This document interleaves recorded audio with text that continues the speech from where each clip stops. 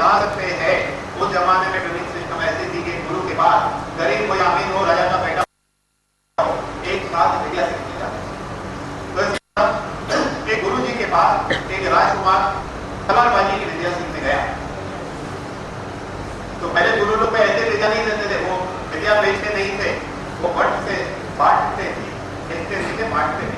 अंदर है, आज हम विद्या खरीदते हैं, तो जहाँ विद्या खरीदने की आती है, अब व्यवहार ठीक नहीं हो तो आप लायक नहीं माने जाते, आपको विद्या नहीं दी जाए।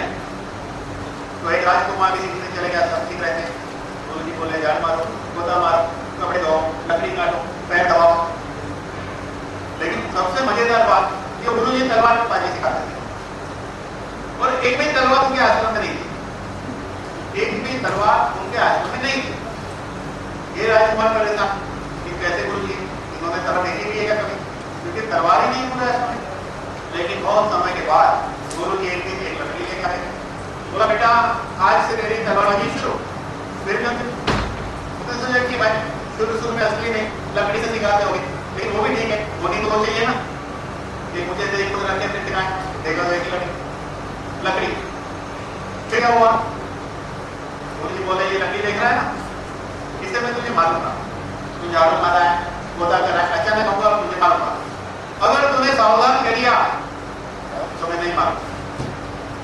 वो बर्तन कर रहा है, ये कर रहा है, देखो क्या वो झाड़ू पूरा कर रहा है, बर्तन कर रहा है, अचानक ख्याल में हो जाता है पड़ती। बाद में मार्ग से बचने के लिए काम करते कहते लेफ्ट राइट आगे पीछे देखे, उसकी गर्दन की ऐसी कसरत होती। फिर वो गर्दन की कसरत कम होने लगी, बहुत कम होने लगी, फिर उसको जरूरत नहीं पड़ने लगी। गुरु कभी भी आते जब उसको मालूम पड़ जाता तो सावधान वो नहीं करता, और गुरु जी उसको मान नहीं पाते थे। तलवारबाजी का पहला स्टेज, पहला स्तर, पहली डिग्री ले ली उसने। और गुरु जी बोले ठीक है, अब से तू सोए तब भी लकड़ी से मारूंगा, कोई मुसीबत नहीं। वो होता है गुरु जी फटाक से मारते, नींद लगी गिरा दे बेटे ऐसे मार दे। ऐसा करते करते उसकी वो अवस्था आ गई कि गुरु जी के नजदीक जाते थे, वो सावधान बोल देता था, उसके सबकॉन्शियस माइंड को एक बार फल पड़ जाती थी, सबकॉन्शियस माइंड हट गया। तो इस तरह सबकॉन्शियस माइंड को जगाया जाता था और इस तरह उसी के बोल पे विद्या मिलती थी, तब जाके उसी को राजा कहला सकता। इसीलिए दो योद्धा जब लड़ते हैं ना तलवार से, तो हारता कोई नहीं है, हारता वो है जिसका कॉन्शियस लेवल नहीं होता जाएगा। तो इसमें सबसे इम्पोर्टेंट बात है सबकॉन्शियस लेवल की, इसीलिए सबकॉन्शियस विचार को उठाना है आपने। तो लोग कहते हैं, बात कर रहे थे पैसे की कि मैं पैसे को प्यार नहीं करता हूँ, पैसे को इम्पोर्टेंस नहीं देता हूँ, पैसा तो मेरे पैर की जुड़ी है, ये सब नहीं निकलने की एक छोटा सा प्रयोग है, उसको करना है।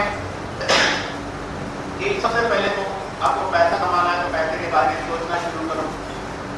सोचने से पैसा नहीं आता है, अगर पैसे के बारे में सोचना शुरू किया, ध्यान देना भी दूसरा लेवल चालू करने वाले हो, साइड बाय साइड उसके लिए मैं क्या करूंगा वही मॉडल है। सिर्फ सोच से पैसा आता तो कुछ नहीं है, लेकिन सोच है और काम के बारे में सोचते हैं, दोनों जब मिलता है